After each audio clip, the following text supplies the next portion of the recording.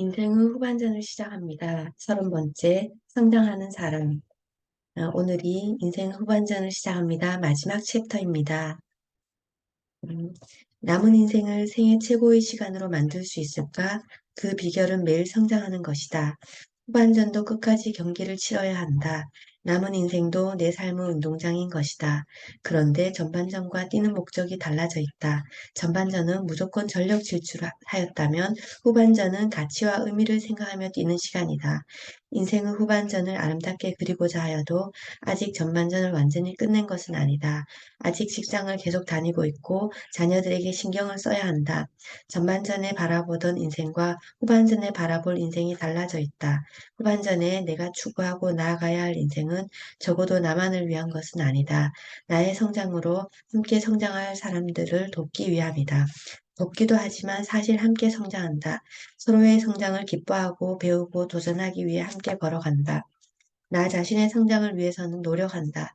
그런데 나와 가장 가까운 이웃인 가족을 위해서는 잘 못하는 것 같다. 존경하는 목사님의 딸은 자신이 가장 존경하는 분이 부모, 특히 아버지라고 하였다.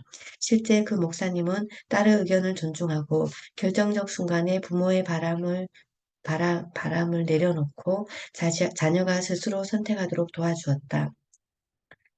나를 돌아보았다. 나의 자녀는 나를 존경한다고 할까? 자신이 없다. 자녀들에게 나의 잘못된 모습을 많이 보여주었다. 나의 고집대로 자녀가 하기를 바랄 때도 있었다. 무언가 결단을 하고 지키지 않은 때도 있었다. 사과를 한다. 사과를 해도 같은 실수를 할 때도 많다.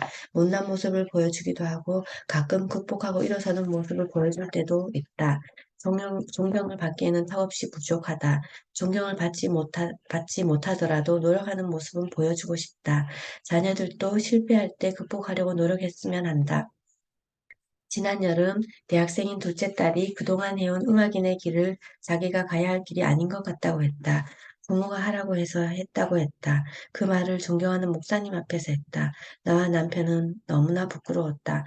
둘째가 힘들 때마다 달래고 연습 잘할 수 있도록 노력한 것은 차치하고 둘째에게는 이 길이 맞다고 믿고 있었는데 이런 말을 들으니 마음이 무너졌다. 목사님 보기에도 자녀들 보기에도 부끄러웠다. 그 당시는 눈물밖에 나지 않았다. 막내와 대화하며 마음의 힘듦을 토로하며 내가 강요한 것이 있다면 미안하다고 했다. 막내는 말했다. 우리가 부모님께 완벽함을 바라는 것은 아니에요. 이런 일이 있을 때 어떻게 해결하는지 우리는 보고 있어요. 그 해결 방법을 배울 거예요. 막내가 너무나 고마웠다. 이 일을 겪고 남편이 바로 첫째 아들에게 문자를 보냈다. 아들은 군대를 ROTC에 합격하여 내년에 가게 되어 있었다. 혹시 아빠가 강요해서 ROTC에 지원했다면 미안하다. 다시 내가 가고 싶은 곳으로 결정해도 된단다. 라고 보냈다고 한다. 아들은 고민해 본다며 대답을 했고, 며칠이 지나서 ROTC에 가는 것을 취소하였다. 이번 일을 겪으며 많은 것을 생각했다. 자녀들에게 부모의 욕심으로 부모가 생각하기에 좋을 것 같아서 강요하거나 유도한다. 그것은 자녀들이 스스로 선택하는 자유를 빼앗는 것임을 알았다. 첫째가 지금이라도 군대 지원을 스스로 결정하여서 감사하다. 우리 자녀들이 앞으로 인생길에도 모든 일을 스스로 결정하기를 바란다. 때로는 실패도 하겠지만 그 실패는 다음 단계로의 성장을 위한 밑거름이 되리라 확신한다. 세상에 완벽한 부모가 어디 있겠는가? 자녀들은 가장 가까운 부모에게 세상을 사랑하는 법을 배운다. 문제가 닥쳤을 때 최선의 방법으로 선택하고 해결해 나가기를 또 계속 노력할 것이다. 자녀들이 보고 있으니 더욱 그렇다. 나의 삶과 노력으로 이웃의 삶이 더 나아지는 데 영향을 주고 싶다. 가장 가까운 이웃인 가족에게 롤 모델이 되고 선한 영향력을 끼칠 수 있다면 더없이 좋을 것이다. 성장하는 사람은 사람을 사랑한다. 서른에 태계에게 공부법을 배우다에서 태계 이항은 공부를 하고도 사람을 사랑할 줄 모른다면 그것은 공부를 제대로 한 것이 아니네라고 하였다. 나도 태계 선생과 이함영과의 대화에서 저렇듯 고통을 겪는 농민을 보고도 두 눈을 질끈 감고 하늘만 바라보라는 것인가? 그럴 수는 없다네. 공부를 한 사람으로서 어찌 그러고도 편히 잠을 이룰 수 있겠는가? 라는 말이 귓가에 울린다. 자기 개발을 하며 많은 단톡을 운영하는 분들을 알게 되었다. 그들은 자신의 삶을 타인에게 가르쳐 주기 위해 끊임없이 노력하신다. 제대로 공부하고 성장하면 이웃을 더욱 사랑하게 된다. 성장하는 사람은 자신만의 고집으로 세상을 바라보는 일이 적다. 왜냐하면 배우면 배울수록 나의 부족함이 점점 더 드러나기 때문이다. 성장하는 사람은 생동감이 있다. 마음에 호기심과 배움의 열정과 도전할 것이 있으므로 늘 즐겁고 재미있다. 자녀를 떠나보내고 갑자기 고요한 삶이 찾아와도 지루해질 틈이 없다. 세상은 넓고 배울 것은 많다. 내가 배움으로 도와줄 사람도 많다. 늘 얼굴에는 생기와 미소가 가득하다. 항상 새로운 것을 배우기 때문이다. 노벨 물리학상을 받은 리처드 파인만은 늘 호기심으로 가득하였다. 수도꼭지의 물줄기가 점점 가늘어지는 것을 보고 곡선을 결정짓는 요인을 찾아보았다. 식당에서 허공을 던져 빙글빙글 돌아가는 흔들리는 접시를 보고 재미삼아 수학적으로 도표를 그린 것이 노벨 물리학상의 초석이 되었다. 파이만은 평생 호기심으로 가득 차 물리학, 수학, 철학, 생물학은 물론 예술 쪽에도 실력을 쌓았다. 그로서는 평생 재미있는 인생을 살았다. 도로시 파커가 권태의 약은 호기심이다. 호기심은 약도 없다라고 말했다. 호기심으로 세상을 바라보며 세상을 성장하고 나누는 인생이 되기를 희망한다. 성장하는 사람은 열린 마음을 가지고 있다. 어떤 문제가 생기면 그 상황이 그 하나만의 결과로 귀결되어야 한다고 고집을 피우지 않는다. 가능한 모든 상황에서 열린 마음을 갖고 있다. 누가 의견을 내든 어떤 방법을 찾든 그중 가장 합리적이고 모두에게 유익이 되는 방향을 찾으려고 노력한다. 단체에서 무슨 문제가 있을 때 어떤 리더는 자신이 경험한 한 가지 길만을 고집하는 경우가 있다. 그러면 단체의 발전은 더딜 것이다. 어쩌면 후회할 수도 있다. 성장하는 사람은 여러 분야를 통해 익히니 자신이 부족함을 알고 타인의 의견을 열린 마음으로 수용한다. 성장하는 사람은 자신을 돌아본다. 내가 어디쯤 왔는지, 어디로 가고 있는지 점검한다. 자신을 돌아봐야 제대로 성장할 수 있다. 나의 길을 점검하지 않는다면 잘못된 방향으로 계속 나갈 수도 있다.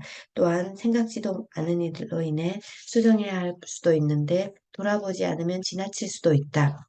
일보 전진을 위해 이보 후퇴하여 지나온 길을 점검하고 다시 준비해야 한다. 앞으로 나아가는 삶에서 자신을 뒤돌아보고 점검하는데 어쩌면 더 많은 시간을 보내야 올바른 방향으로 나아갈 수 있다. 끊임없이 나를 돌아보고 올바른 방향으로 나아가길 원한다. 성장하는 사람은 희망을 본다. 두 사람이 감옥 안에서 창살을 보고 있었다. 한 사람은 땅의 진흙을 보았고 또 한 사람은 하늘의 별을 보았다. 심리학자 알프레드 아들러는 인간의 가장 경이적인 특징 중 하나는 마이너스를 플러스로 바꾸는 능력이라고 하였다. 같은 상황에 처하더라도 희망을 볼 수 있는 것이 사람이다. 사람이 성장하고 있다면 주변의 상황이 어떠하든지 그 상황에서 헤쳐나갈 수 있는 희망을 본다. 자신의 마이너스 상황을 플러스로 바꾼 분 중에 가장 기억에 남는 분은 닉 부이치치다. 유전 질환으로 짧은 왼쪽 발을 제외하고 양팔과 오른쪽 다리가 없이 태어났다. 가족의 사랑으로 자랐으나 괴롭힘과 따돌림의 청소년기를 지나며 자살을 할 정도로 절망했다. 15살 때 하나님을 인격적으로 만나고 사람들이 희망과 생명의 메시지를 전하는 역할을 감당하였다. 사람들에게 희망과 생명의 메시지를 전하는 역할을 감당한다. 팔다리가 없어도 서핑, 스케이트보드, 드럼 연주 등에 도전하였다.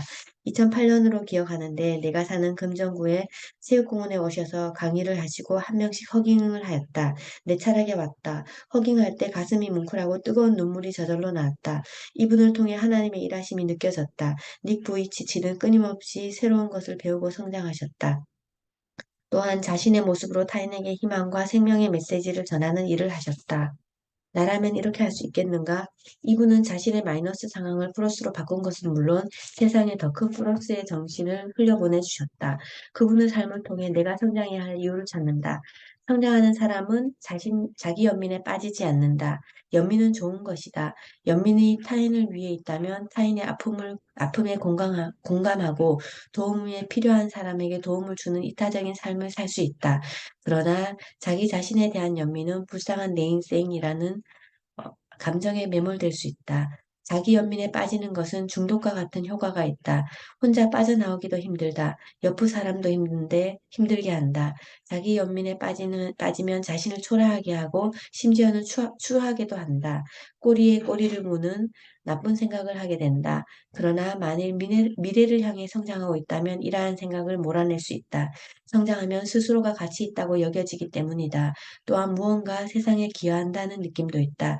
세상 성장을 위한 발걸음은 스스로의 자존감을 높여준다. 어느 글에서 인생에서 가장 중요한 두 날이 있다고 했다. 한 날은 자신이 세상에서 태어난 날이다. 다른 한 날은 태어난 이유를 발견한 날이라고 한다. 태어난 이유를 아는 것은 비전과 되어 있다. 날마다 성장한다면 살면서 어떤 상황이 오더라도 비전의 삶을 살 수 있다. 나의 삶에 경력 단절이 오더라도 비전의 삶을 사는 것이 걸림돌이 되지 않는다. 오히려 인생을 돌아보고 후반전을 준비하는 귀한 경험이 될 수 있다. 성장하는 사람. 성장하는 사람은 사람을 사랑한다. 성장하는 사람은 생동감이 있다. 성장하는 사람은 열린 마음을 가지고 있다. 성장하는 사람은 희망을 본다.